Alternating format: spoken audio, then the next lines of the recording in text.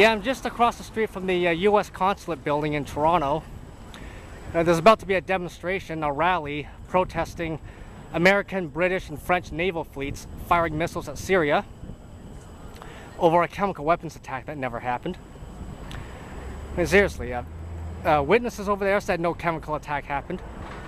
Doctors on the scene said nobody was treated for chemical weapons poisoning, so yeah, the whole story's bullshit. So they fired missiles over a lie.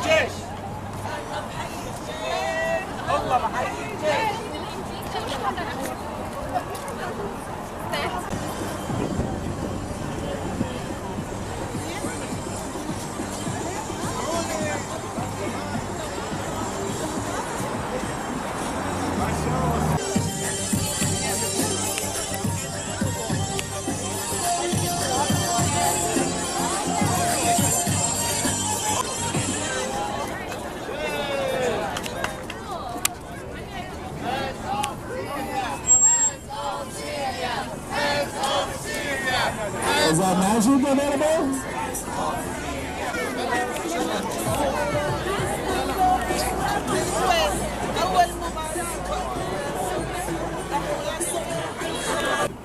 We are here today, we are gathering to say no, to say that we are against the USA strikes on Syria. Brothers and sisters and comrades, thank you so much for being here today, and thank you for being here in the past to raise your voice against imperialist US intervention in the war against Syria. And yes, we may be thankful to the Canadian for having so many refugees from Syria here, but no thanks to Justin Trudeau and the Canadian government for its dirty role in Syria and for its support for the aggression against Syria. And we say, shame on you, Justin Trudeau. Shame, shame, shame. We are here to condemn unequivocally the imperialistic war, criminal war against the people of Syria that occurred last week. This was with no justification. They had no evidence. And they said they can't wait for evidence. And it was not only an issue of evidence, but also intention.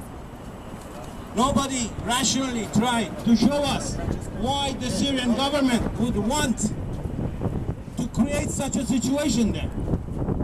We know the US government, I mean the Syrian government wants the US out of Syria and all the NATO forces. This would be the last thing they would do, because that would create the justification for them to continue this criminal war on Syria. So we are here to condemn this because there was no reason, of course, from the side of the people, but for them as imperialists, they have every reason to do this. And it's not just Syria, where they have a plan for the whole of Middle East. Since 9/11, they have been planning to redivide the Middle East into a new map and come up with partitioning of Iraq, Iran, Syria, destruction of Hezbollah, but Greater was Israel that resolved Project. through regime changes everywhere. Shame. Oh, yeah. Fact is, the unity that was created in the Alliance for Resistance in the Middle East stopped this process. They started with Syria, they started with Iraq, but they could not do it to Syria, not only because there was an alliance, but because the people of Syria stood up and said no.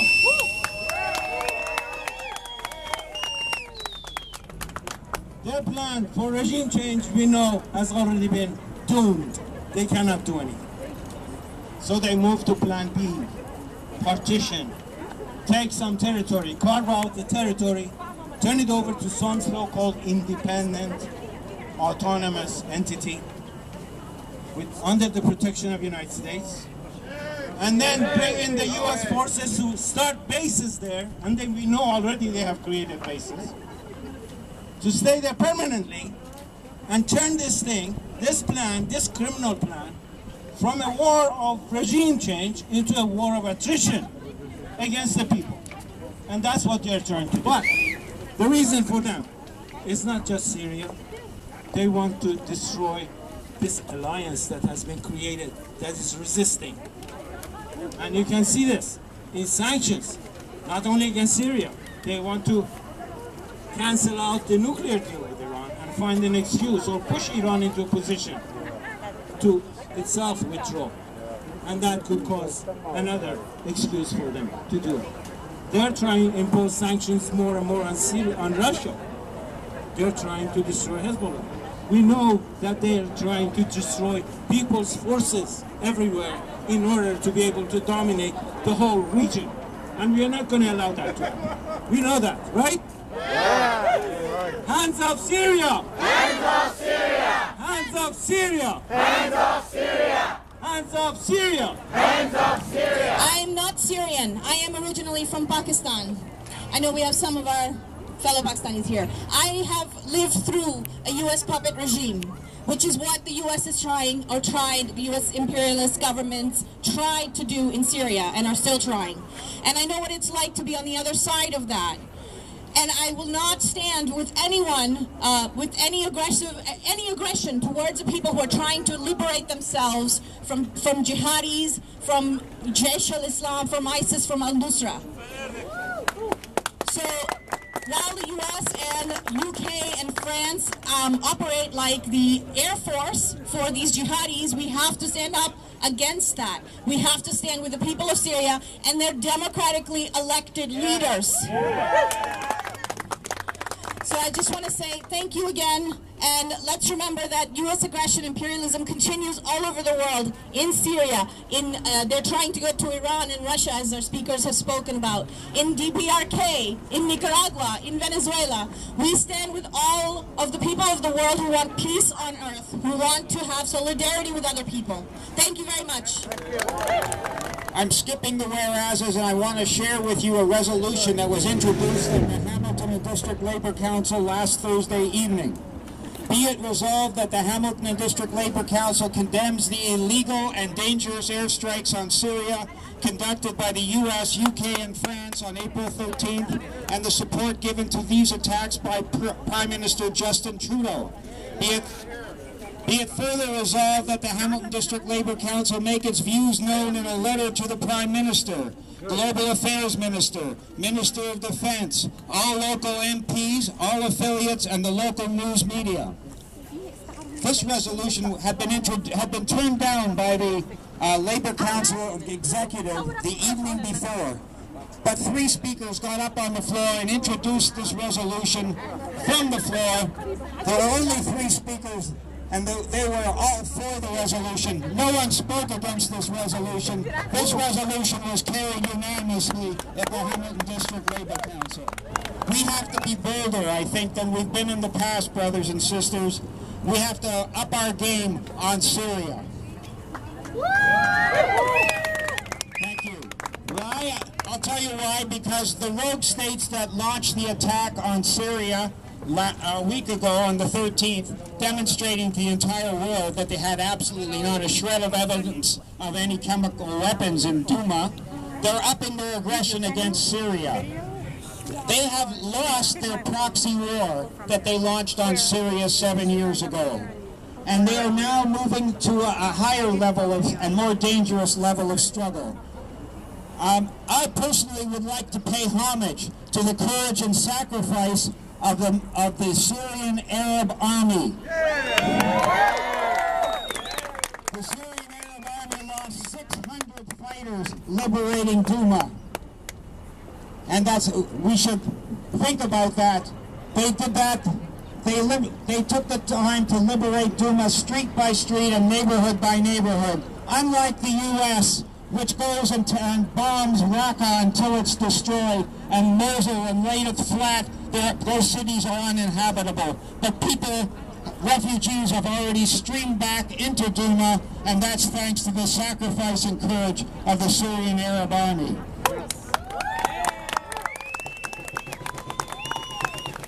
I would also like to pay tribute to the governments of Russia, Iran, Hezbollah in Lebanon,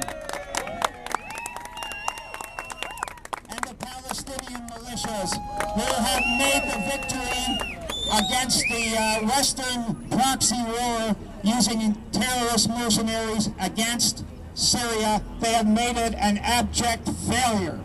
That war is finished. As we speak, the Syrian Arab Army today is moving into Yarmouk to take back Yarmouk from the terrorists.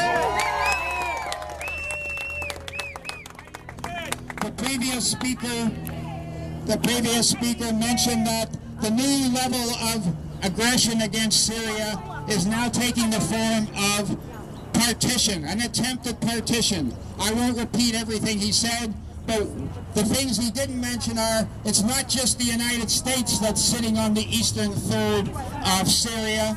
We also have Turkey invading from the north. And Israel moving out eastward from the illegally occupied Golan Heights. This cabal of neo-colonial powers should be condemned by everybody in the world. Did they come and ask the Syrian people if they wanted the country to be partitioned? No. Did anybody ask them to be the police of the world? No. Did they take a vote of anybody, even in their own countries, before they did this? No. I say, brothers and sisters, it's illegal, it's immoral, it's outrageous, and now we have to up the ante, up our struggle, in order to counter this latest aggression. Criminals! Criminals! At the beginning of the war, brothers and sisters, there was a phony human rights campaign which was sold to the world through the mainstream media and governments. We were told that what was going on in Syria in 2011 was a revolution, a popular uprising, a civil war, and that President Assad was a brutal dictator, and therefore they had to support moderate Syrian rebels to replace Assad. Unfortunately, many people in Canada were taken in by these lies, and they didn't join us in the past when we demonstrated against the Western aggression against Syria. But the contrasts are much starker now. And I think that people around the world can see these contrasts. After 17 years of permanent war, working people are increasingly fed up with the wars, the never-ending war, and the fact that we are being made to pay for it by cuts in our social programs. In the UK, a poll was taken last week, and it showed that only 22% of the people supported Theresa May's attacks on Syria. 44% of the people were against it. There were twice as many people in England who opposed the attacks than supported Theresa May. Are Where is the democracy? I think ordinary people around the world, here in Canada and around the world, are open to the idea of a political solution in Syria, rather than a never-ending war. A political solution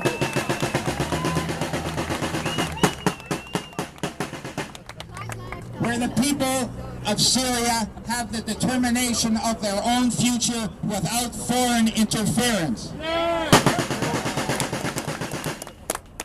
So I think this is the time to take a leaf from those delegates at the Labour Council and become bolder in our approach.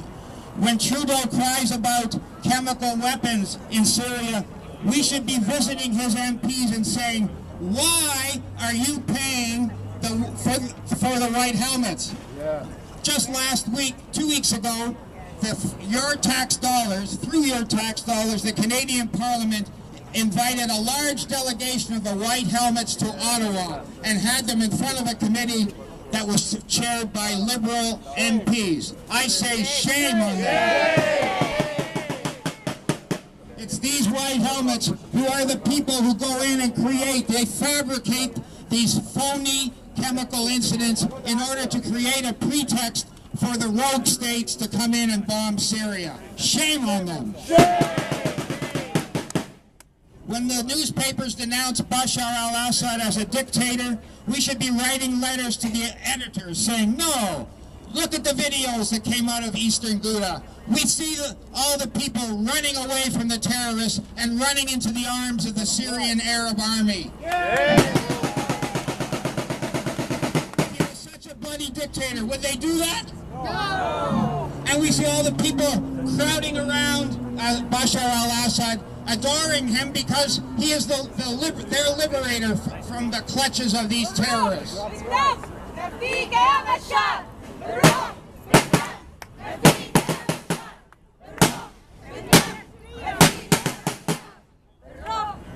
Thank you, sisters. Bashar al-Assad is the most popular man in Syria. And I'm not making this up. Western political polls that were taken in the Middle East show that not only is he the most popular man in Syria, he is the most popular political leader in the entire Middle East.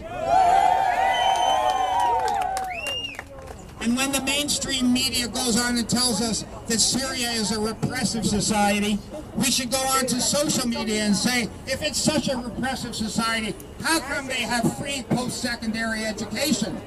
Don't have it in Canada. How about, why do they have free Medicare? Why do they promote equality for women? Guarantee freedom of religion? Is this a repressive society? I don't think so. I think we need to be more positive about Syria, because as the Western powers become more reckless in their actions, inevitably losing the game in Syria, they threaten the whole of humanity.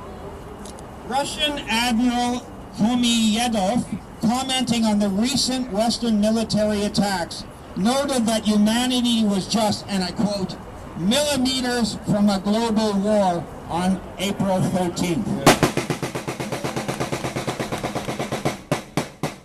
Fortunately, cool heads prevailed in Moscow, and the Russians did not retaliate this time against the most recent aggression against Syria. President Putin, however, noted that further Western strikes would lead to chaos in international relations. And that brings me to this point. The international order was created over hundreds of years in which wars were tried to be averted using the principles of international law. International law is based on the respect for national sovereignty. It's based on non-interference in the internal affairs of other countries. It's based on territorial integrity. These are all the things that Syria wants and needs. And if this system were to be overturned, as President Putin is talking about, then we would revert to a system where only might is right. In conclusion, I would like to say that Syria's struggle for survival mirrors the struggle of survival of all of humanity. So, I would say that Syria's fight is our fight. Is the fight.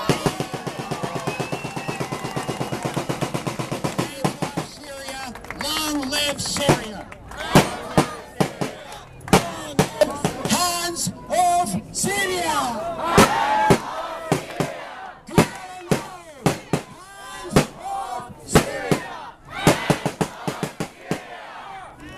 We, Latin American, Caribbean Solidarity Network, plus people from Spain, progressive people in Spain, plus Hugo Chavez, People's Defense Front, plus other Latin American and Spanish organizations present here, we say we stand with the people and the government of Syria.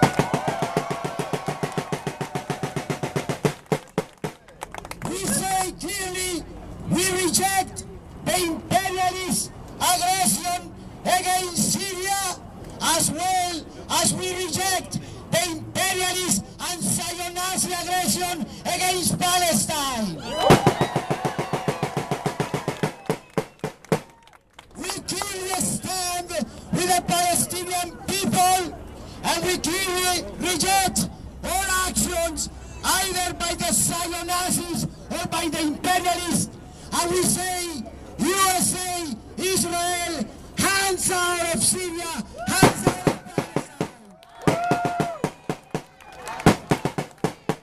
Hands off Syria! Hands off Syria! Hands off Syria! Hands off Syria! Hands off Syria! Hands off! We clearly say something. In the whole entire region, well known as the Middle East, the greater criminal of them all has two names. The name has to be combined in one single compound word. The Zionists are there unleashing war against people in Syria, against Palestine, and against Lebanese people, and even against Iran. We stand with the Iranian people, we stand with the Palestinian people, we stand with the Syrian people, we stand with the Lebanese people too.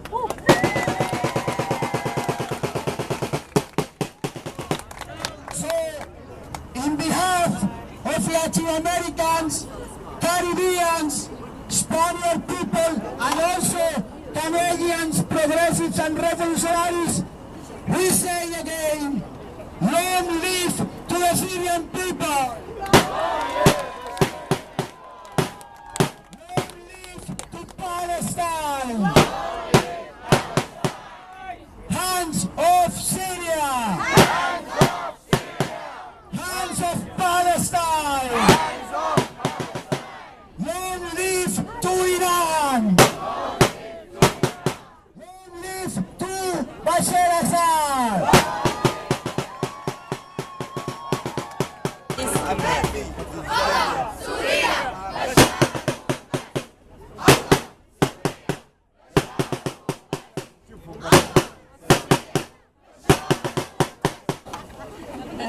When I applied to immigrate to Canada, it was 2 years after the U.S. second war on Iraq. A war that was framed and based on a big and shameless lie by the U.S. administration about Iraq's weapons of mass destruction. Now, 18 years after that war, no one has ever, and after that lie, no one has ever found these weapons of mass destruction. And the war on Iraq has only led to the killing of many hundred thousands of innocent people and to the destroying of a sovereign nation and one of the oldest civilizations in the world. When I decided to immigrate, I chose Canada because I saw in it a nation and a country that supports peace, justice, and human rights. So I and many Syrian Canadians and our families back in Syria, we feel outrageously shocked by Prime Minister Trudeau's position and statement to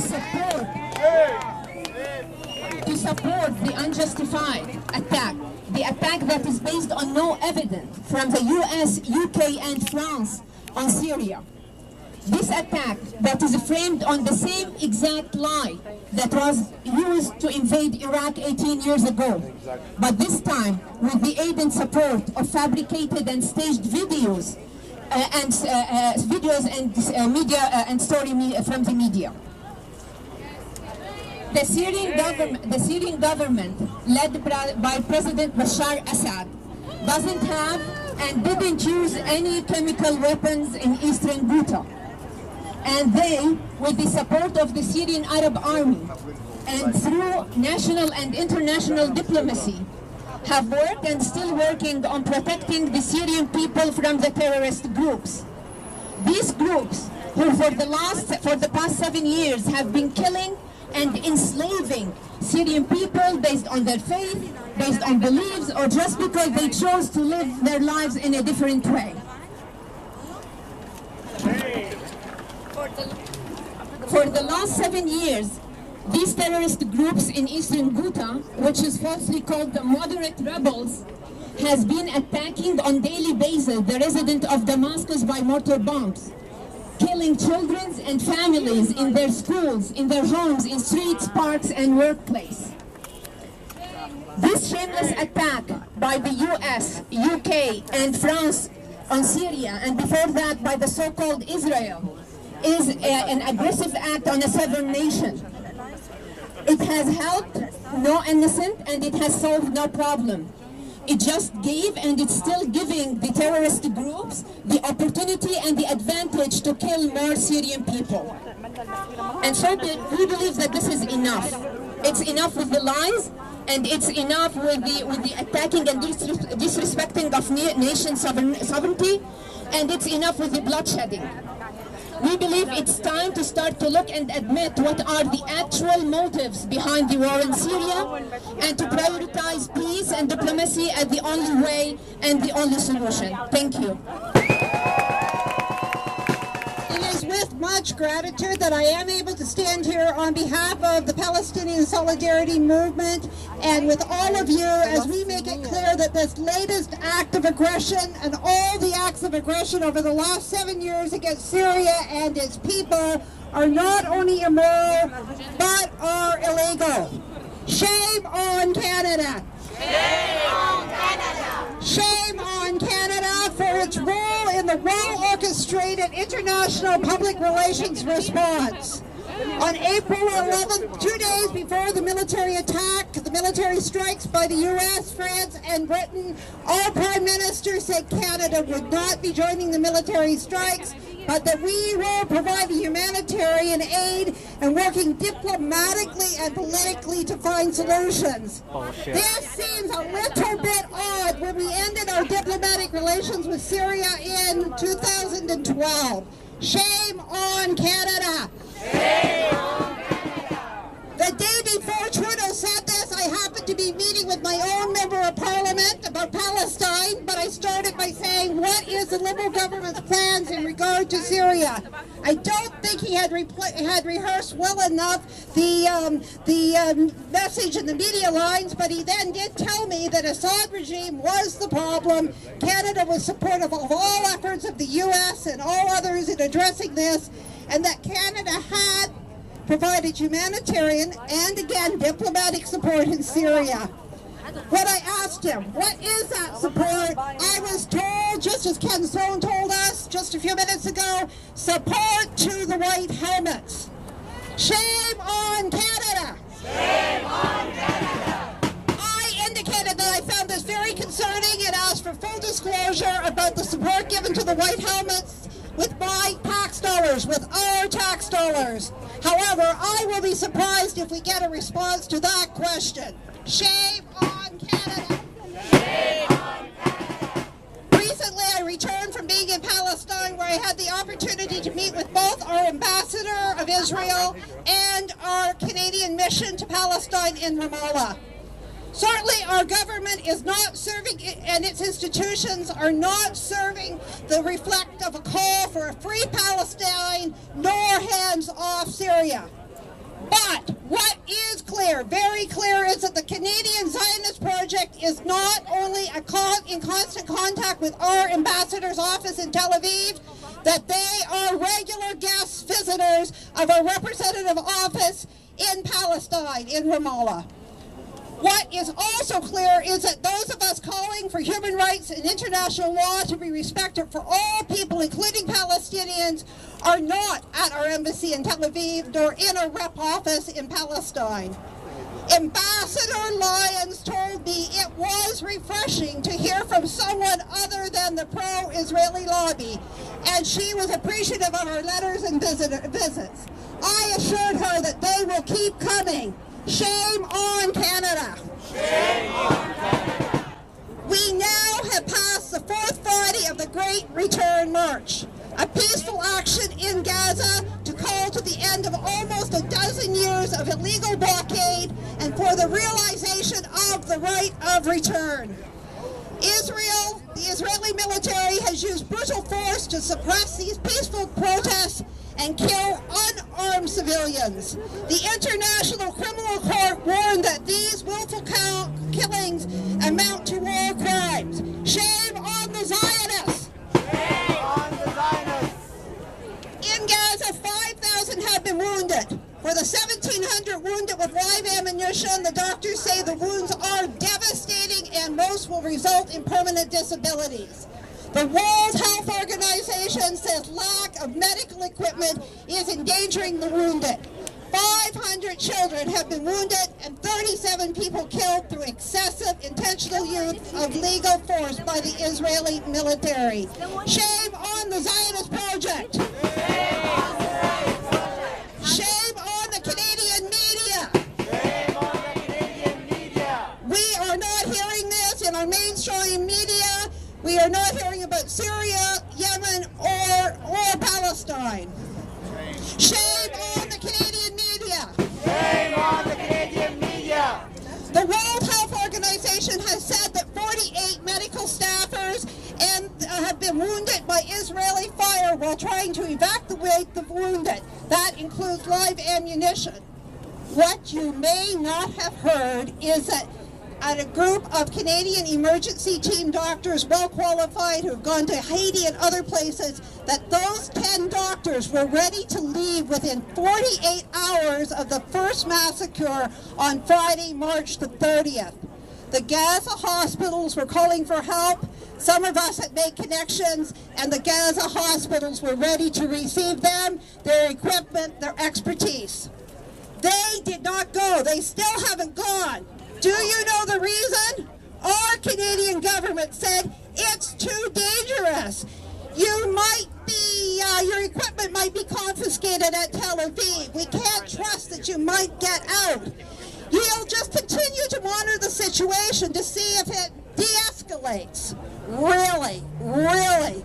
Too dangerous? What was the danger? The danger of the military, Israeli military shooting Canadian medical staff? That certainly wouldn't be good public relations. Shame on Canada! Shame on Canada! Shame on Canada! Shame on Canada! I'm sure we perhaps all know the reason really was that they did not want the eyes on the ground. They didn't want Canadian doctors getting in the way of the Israeli shoot-to-kill policy. When the Canadian Journalists for Free Expression shared that journalists were being wounded and killed by the Israeli military, the Canadian Zionist Project went into overdrive. Quickly, resignations occurred, one staff was fired, and the organization withdrew its statement, replacing it with a sanitized version. The call for an international investigation was called for a call from the Israelis themselves to investigate themselves. A call from the Fox to investigate the hen house. Shame on the Canadian Journalists for Free Expression. Shame! Shame! And so as we consider the bigger picture, Israel, the U.S., Saudi Arabia, and all imperialist powers and their 1% puppeteers want the resources. They want the resources, the gas, the oil, the water. Israel wants to see Syria destabilized and in chaos. Genie Energy is an American-based oil and gas company with major investors comprising of the who's who in war profiteering. BDS. The Israeli subsidiary of GD is headed up by an Israeli commander who called for expelling the cancer of Arabs from Israel. Shame! Shame! Israel has provided an exclusive petroleum exploration rights to these warmongers and these would-be ethnic cleansers on Syrian-occupied territory. Shame! Meanwhile, Fox News Channel has been instrumental in pushing for the war in the Middle East, rendering obscure the role played by the United States in fomenting the war on Syria. Soon Murdoch, the owner of Fox, and all his cronies will be reaping the benefits, the profits from fracking and from drilling in the occupied Golan Heights. Shame! Shame! What is needed for us here in Canada is what is always needed. To organize, to mobilize, to take action through sustained campaigns. To stand together for just peace movement, calling for military embargoes, and demanding our government uphold its own responsibility under Article 1 of the 4th Geneva Convention to stand together for the liberation of all people. And so our job is to hold our country to account.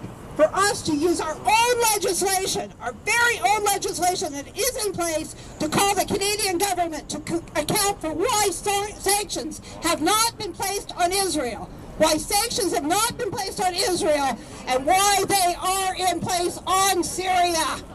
Shame! Shame! Shame! Shame! Shame!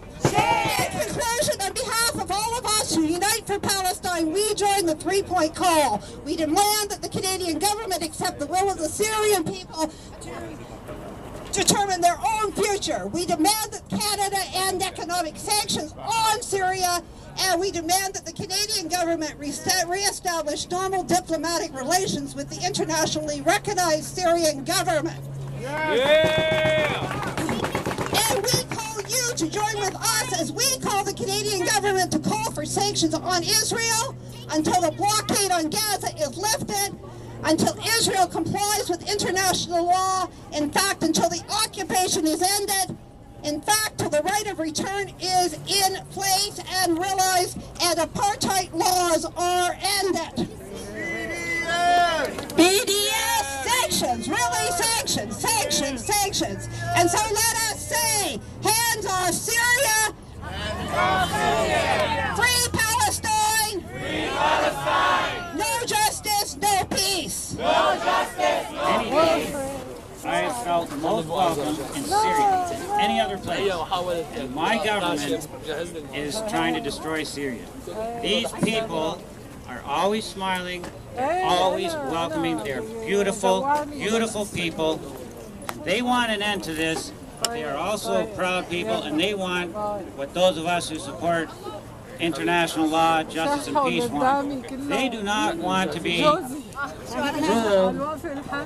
by a puppet government, by Wahhabism, and by terrorism. Whereas our government supports terrorism, Syria and its allies are fighting terrorism, and they are winning. I know just a little bit.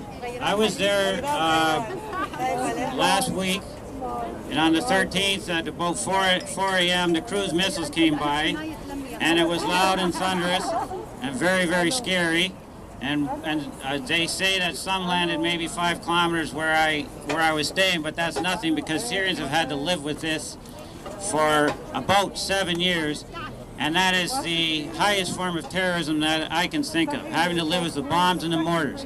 I'm going to personalize this a bit and tell you what Syrians, these fine, dignified, secular country, this country that represents democracy, civilization, freedom of religion and expression, what these people have had to live through thanks to Canada's and NATO and the Gulf monarchies, thanks to this regime change operation.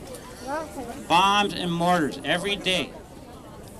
Terrorists supported by the West for the last 7 years have been targeting children in Damascus and in Aleppo. What does that mean? It means that kids fear to go outside of the house because they do not want to be crippled. They fear to leave the house because they do not want to be killed like their brothers and sisters.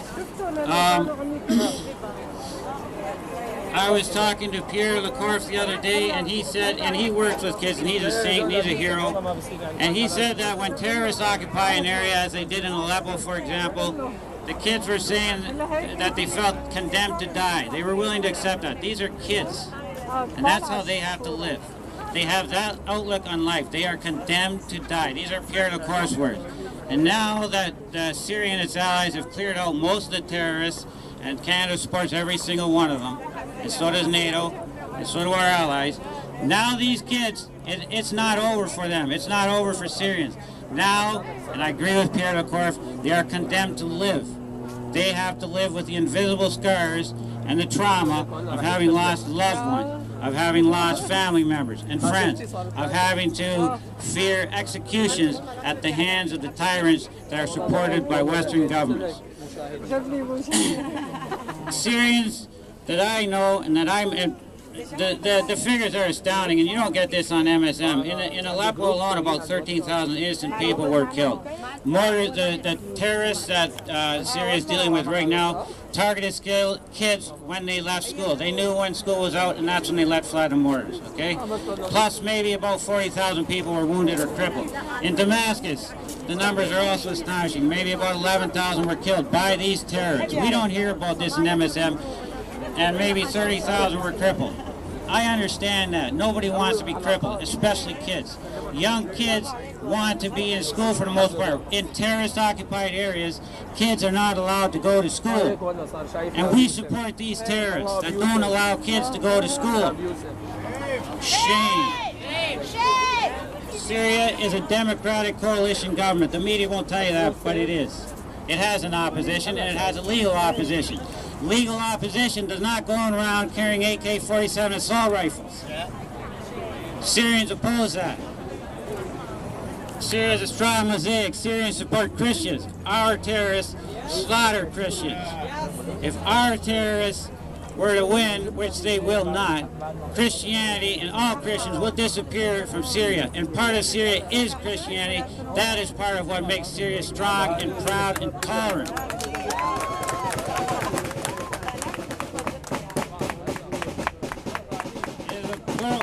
There's a strong pluralism that dominates that government and a strong sense of history. We are babies. We are still in our diapers compared to Syria and Syrians. I went to the oldest church, the oldest church is about 15 feet underground. They had Christianity before we had anything, okay? They have so much to teach us. As a parting comment, I will say this. And it's getting back to what I said at first. I had never in my life felt as welcomed by people in another country as I felt by Syrians. Never. And Syrians know that our government, including Canada, supports the terrorists. And I don't know how they do it, but I admire them for that, and I respect them for that. And we cannot afford to lose Syria. Thank you. God bless everyone.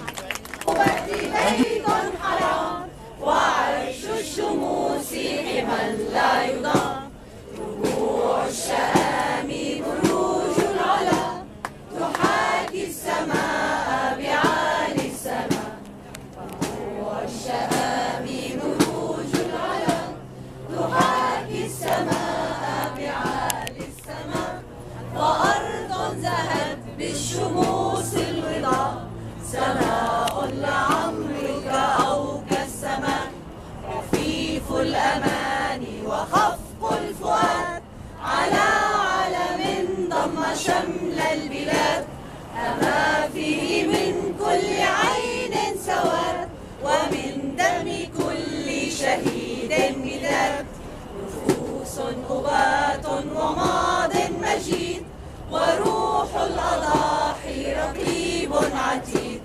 نفوس أبات وماض مجيد وروح الأضاحي رقيب عتيد فمنا الوليد ومنا الرشيد فلم لا نسود ولم لا نشيد.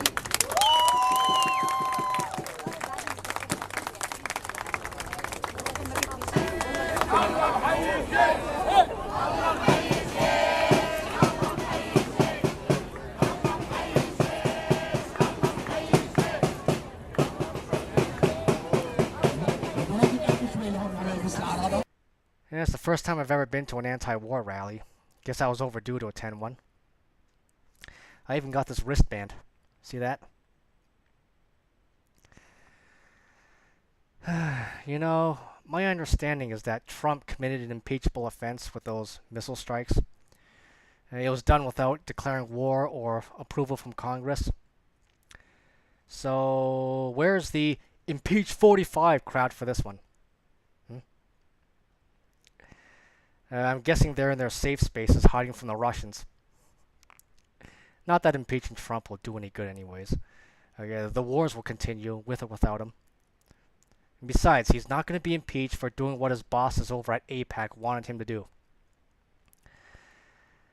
So yeah, there was no chemical weapons attack in Duma. Okay, that video with children being hosed down with water was just theater. The white helmets are frauds. They're Al-Qaeda members pretending to be humanitarian aid workers. That's been proven. And Al-Qaeda is another CIA creation. So all in all, the whole thing is total BS. Anyway, I have nothing else to say other than, well, hands off Syria.